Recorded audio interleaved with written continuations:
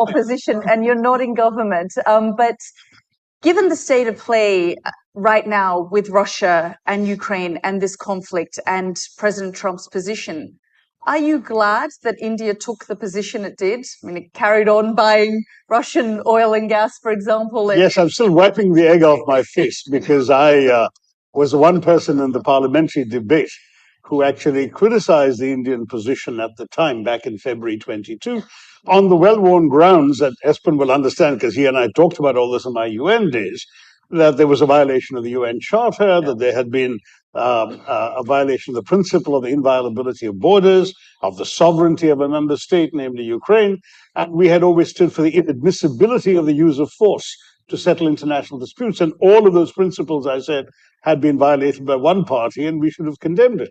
Well, a couple of years later, 3 years later, it does look like I'm the one with egg on my face, because clearly the policy has meant that India has actually a prime minister who can hug both the president of Ukraine and the president of Moscow 2 weeks apart and be accepted in both places. And therefore, India is in a position where it can make a difference to a lasting peace, if it was so required, in ways that very few countries would be able to.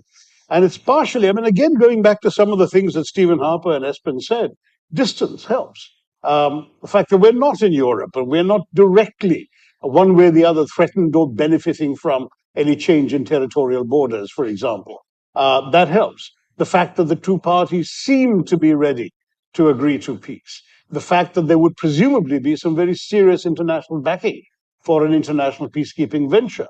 I mean, all of those things have to be borne in mind before you answer the question that you just asked, Yamba. As an Indian government a person making such a decision, those considerations would really have to be uppermost before they say yes or no. But I can see it entirely possible that in these circumstances, India would say yes.